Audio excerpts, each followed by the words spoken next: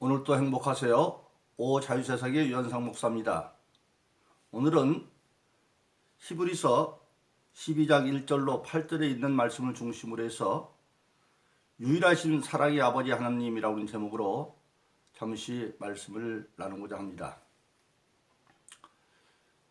오늘 저와 여러분들이 신앙생활하면서 가장 중요한 것은 하나님에 대해서 바로 알고 신앙생활해야 한다고 하는 사실입니다. 하나님이 누구신가를 알아야만 바른 신앙생활을 할 수 있다는 것이죠. 근데 결론적으로 말하면 우리 하나님은 오직 유일하신 사랑의 아버지 하나님이십니다. 그래서 우리가 예수 믿는 사람들이 항상 주기도문을 할 때마다 하늘에 계신 우리 아버지여 그렇게 고백을 합니다. 하늘에 계신 아버지. 그럼 왜 하나님께서 유일하신 사랑의 아버지 하나님이냐? 성경에 보면 마태복음 7장에 보면 예수님께서 그 제자들에게 기도하라고 할 때에 구하라 그러면 주실 것이요, 찾으라 그러면 찾을 것이요, 두드리라 그러면 열릴 것이다. 그렇게 말씀하시면서 하나님을 아버지로 말씀하십니다. 세상에 어떤 부모가 자기 자녀가 떡을 달라 하는데 돌을 줄 부모가 있고 생선을 달라 하는데 뱀을 줄 부모가 있겠느냐. 세상에 악한 부모라 할지라도 자식들에게 잘할 줄 알거든 하물며 하늘에 계신 아버지시겠느냐. 세상에서 어떤 아버지가 사람들부터 손가락질 당하는 악한 그런 부모라 할지라도 제 자식한테는 잘해준다는 겁니다. 그런데 하늘에 계신 아버지 하나님은 그 세상에 어떤 육신의 부모보다도 더 우리를 사랑하시는 하나님이시라 그렇게 말하고 있는 겁니다. 그래서 예수 믿는 사람들이 다 원하는 것은 최종적으로 천국에 가서 영생을 얻는 것인데 그 영생을 얻는 건 뭐냐?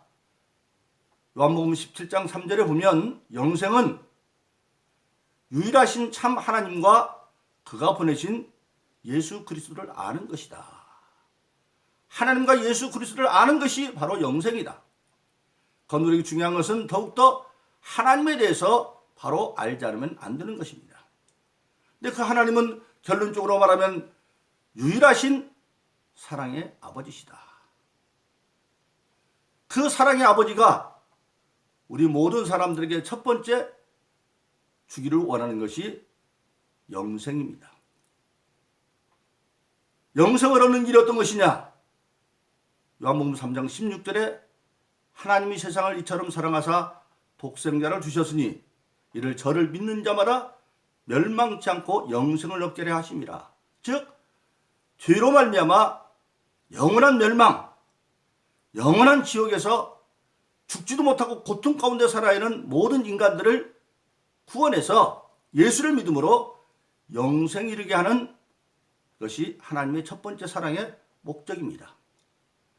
이것을 어떻게 예수 믿고 영생하는가 하는 것은 우리 오자유세상에 처음 모든 죄로부터 자유케 하는 진리 1번에서 12번까지 총 합치면 3시간이 조금 모자라는 시간에 12번에 거쳐서 말씀을 전해드렸습니다. 그 말씀을 처음부터 시작해서 12번째까지 시간을 내어서 기도하는 심정으로 듣는다고 한다면 구원의 길이 열릴 것입니다. 그래서 첫 번째 하나님의 사랑의 하나님 목적은 우리가 구원받아 영생하는 삶을 주는 것이고, 두 번째는 뭐냐? 구원받아 천국 갈 뿐만 아니라 천국에서 가장 좋은 하나님 보좌 옆에 같이 앉아서 있는 것. 그런데 그걸 누가 하셨느냐? 예수님께서 이 땅에 오셔서 하나님이 원하는 대로 사명을 다 마치고 지금은 하나님 보좌 우편에 앉으셨다고 말하고 있어요. 그런데 예수님은 요한계시록 3장에서 신앙생활에 이기는 자에게는 나와 함께 보좌에 앉게 해주시겠다 그랬어요. 그럼 왜 그러느냐? 하나님 우리의 아버지일 때에 가족적인 명칭으로 부르면 로마서 8장에 보면 예수님은 하나님의 맏아들이라고 했어요. 맏아들. 로마서 8장 29절에 보니까 예수님은 맏아들, 우리는 그의 동생. 근데 세상의 어떤 부모나 다 원하는 것은 자기 아들이 전부 다 같은 자리에 있기를 원하지요. 그러니까 맏아들인 예수가 보좌에 앉았으니까 우리 모든 사람도 예수 믿고 같은 보좌에 앉아서 하나님이 아버지일 때 우리는 뭡니까? 쉽게 말하면 식구라는 얘기죠. 한 식구는 같은 상에 앉아서 같이 먹고 마시는 것이 가장 행복한 모습 아닙니까? 그러기를 원한다면 그게 보좌에 앉기를 원한다. 그래서 하나님의 사랑이 하나님의 첫 번째 목적은 우리가 다 구원받아 천국 가는 것이고, 두 번째는 천국에 오되 아들로서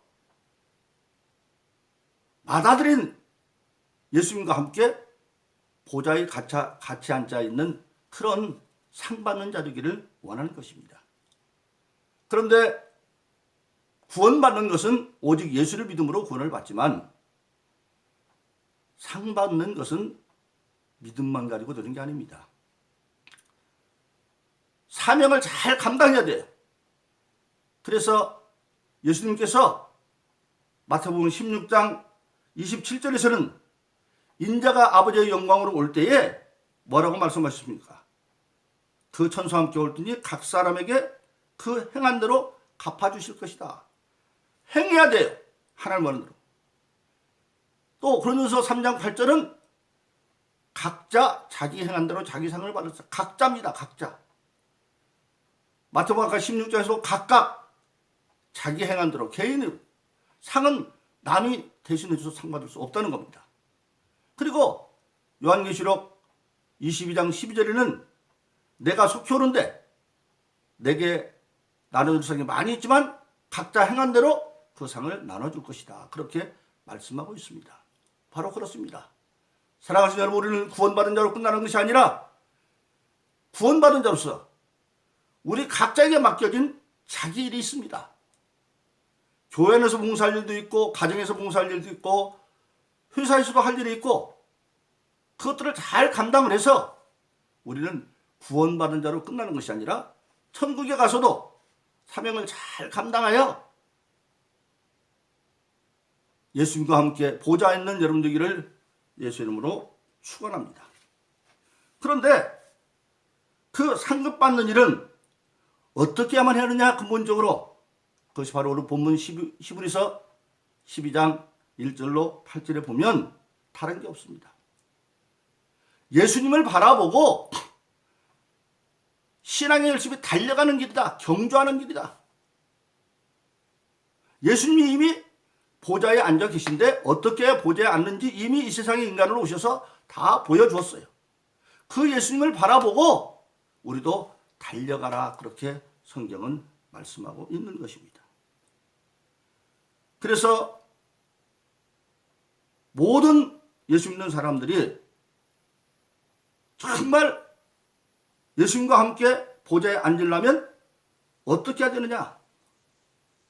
바로 예수님처럼 달려가야 되는데, 오늘 하나님께서 모든 예수 믿는 사람들에게 그렇게 두 번째 천국 가서 보좌에 앉도록 하기를 원하기 때문에, 만일 예수 믿는 사람들이 예수님을 바라보고 제대로 달려가지 않으면 그 달려가는 과정에서 하나님이 제동을 걸어서 또는 징계해서라도 바로잡아 가게 한다고 하는 사실입니다. 그래서 고린도서 10장에 보면 뭐라고 말씀하고 있습니까? 정말 저 사람이 다 잘하는데 그냥 놔뒀다가는 안 되겠다. 그러면 하나님이 제동장치를 하는데, 초대교회에서 가장 충성된 사람, 복음을 땅끝까지 전했던 사도 바울이 있지요. 그 바울에게 보면 고린도서 12장에 보니까 뭐가 있느냐? 바울은 삼층천까지 다 본 영적 경험을 가지고 있었어요. 그런데 그에게 육체 가시가 있었어. 질병이 있었어요. 근데 그것을 육체 가시는 사단의 사자를 주었다. 그래서 바울이 하나님께 그 병 낫기를 3번이나 기도했는데 하나님이 그만하면 좋게. 너에게 그게 없으면 네가 너무 교만해져서 자고해지니까 그걸 방지하려고 그렇게 한 거야. 너 은혜가 족한 거야. 그 말을 듣고 바울이 아멘하고 받아들였어요. 바울은 정말 우리가 볼 때에 율법도 제대로 공부한 사람이고 로마의 시민권도 가지고 있고 정말 뛰어난 사람이었죠. 그런데 그가 예수 믿기 전에는 오히려 예수 믿는 자들을 핍박했던 사람 아닙니까? 그런데 예수님을 다메섹 도상에서 만나고 난 뒤에 그가 변화되고 난 뒤에 그는 정말 주님을 위해서 충성하는데 심지어 그가 기도하고 말씀을 가르치는 자리에서는 바울의 손수건이나 치마만 얹어도 병든 자가 나아요. 그런데 바울 자신은 자기 병을 못 고쳐요. 왜 그랬겠느냐? 하나님이 그에게 병을 준 게 아니라 하나님이 그 방어막을 걷어주니까 그 안질 눈 나빴다고 그래요. 그것이 역사에 만들면 바울은 뭐라고 말합니까? 보아라. 만일 내가 내 힘으로 당신들의 병을 고치는 것 같으면 내 눈병도 고쳤을 거 아니냐? 지금 이 모든 병 고치는 은사는 내가 하는 것이 아니라 나를 통해서 예수님이 성령의 역사로 하는 것이다. 내가 하는 게 아니다. 그렇게 오히려 사명을 감당할 수가 있었다고 하는 사실입니다. 바로 하나님은 그래서 그렇게 말씀하고 있습니다. 성경에 보면 히브리서에 보면 그렇게 되어져 있습니다. 뭐라고 되어 있습니까? 히브리서 12장 1절로 8절에 보면 그 가운데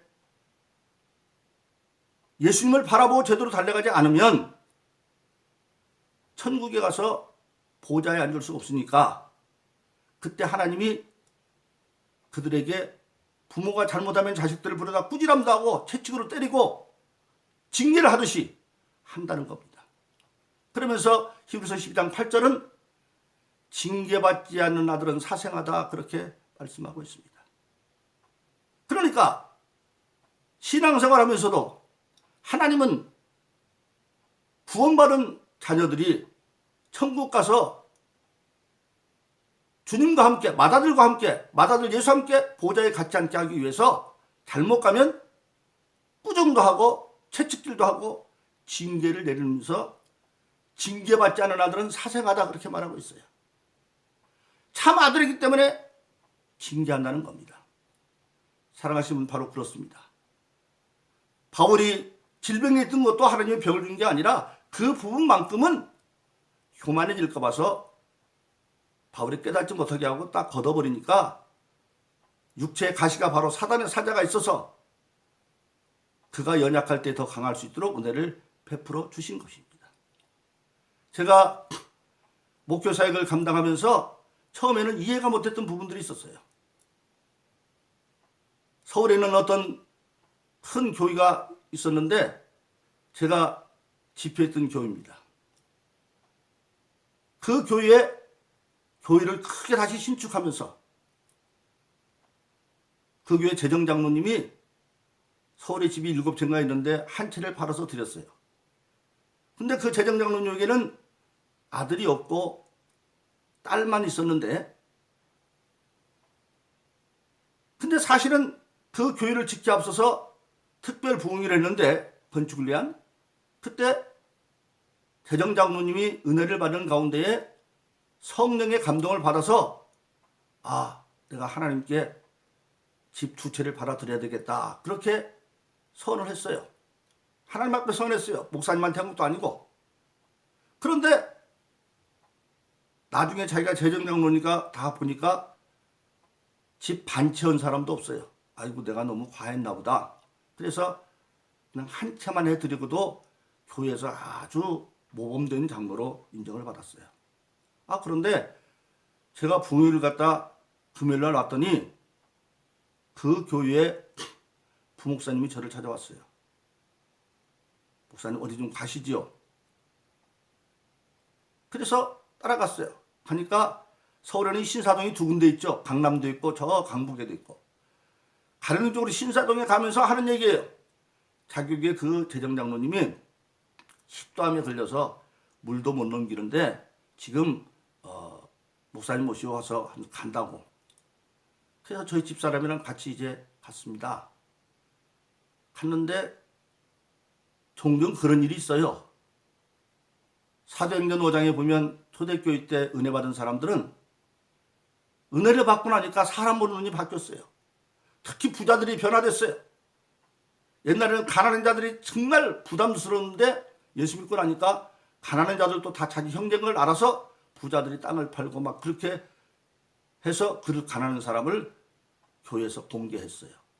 근데 그 가운데 아나니아라고 하는 사람도 그 은혜를 받고 자기 일정분의 땅을 팔아서 드리기로 작정을 하고 그 아내와 더불어 팔았어요. 그런데 팔고 나니까 욕심이 생겨가지고 아무도 모르니까 나 혼자 하나님께 약속했어요. 그래서 얼마를 감추고 베드로 사도한테 가서 그 땅값을 바치니까 베드로가 이게 다냐? 답니다. 왜 네가 성령을 속여? 하는 순간에 그 생명이 떠났어요. 하나님이 베드로에게 알려준 거죠. 그런 일들이 저에게도 종종 일어나요. 근데 그 장로님을 딱 보고 기도하는 순간에 저에게 저가 다 이것을 잘라먹었다 하는 그런 깨달음이 하나님의 음성이 들려요. 그래서 제가 붙여놓고 얘기했어요. 우리 집사람 앉혀놓고 나는 장로님 뭔지 모르겠는데 뭘 잘라먹었다 하는데 한참 멍하니 있더니 눈물을 흘리면서 하는 얘기예요. 그러면서 하나님 앞에 집 두 채를 드리기로 했는데 반 채 드려서 없어서 한 채만 드렸습니다. 울어요. 그 장로님은 아들이 없기 때문에 그 당시 자기 두째 사위가 모 대학교에 공과대학 부교수인데 거기 있었어요. 그러니까 하나님은 제가 기도볼 때 그 가만히 있어도 그 장로님은 이제 육신의 삶이 끝날 때가 가까웠는데 우리가 그걸 알아야 돼요. 예수 믿지 않는 사람들은 죄 짓고 그냥 나중에 거기서 지옥 가면 끝나는 거예요. 그러나 예수 믿는 사람들은 천국 가야 되는데 죄를 가지고는 갈 수가 없잖아요. 그래서 예수 믿는 사람들의 죄는 반드시 이 세상에 있을 때 해결해야만 합니다. 마치 옷이 있는데 그 옷을 입고 버려버릴 옷 같으면 세탁할 필요가 없지요. 그러나 다시 입으려면 세탁해야 되듯이. 그런 경우를 저는 종종 많이 봤어요. 어떤 또 신유사가 강한 권사님은 저 경상북도 자기 시골교회에 자기 육순잔치할 돈을 가지고 자녀들이 세계여행 가니까 안 가고 모교회에 교육관을 지어주던 분인데 또 거기에 있는 목사님이 친구 목사님인데 제가 왔더니 서울까지 올라와서 어딜 가자고 그래요. 갔어요. 명기대학교 앞에 있는 어느 집에 가니까 그 권사님 또한 엄청난 신유은사를 행하셨던 분인데 그분이 신유은사를 하면서 하나님께 약속을 했대요.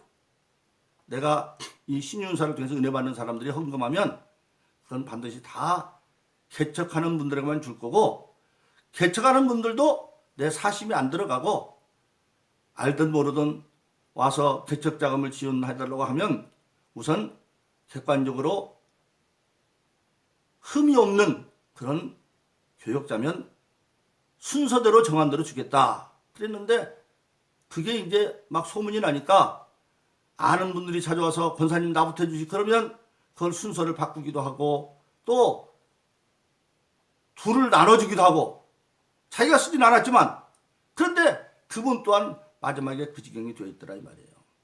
그래서 또 그분을 찾아갔는데 하나님이 그렇게 깨닫게 주셔서 그 얘기를 했어요.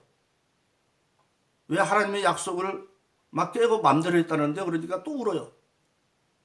저는 그때 깨달아 알았습니다.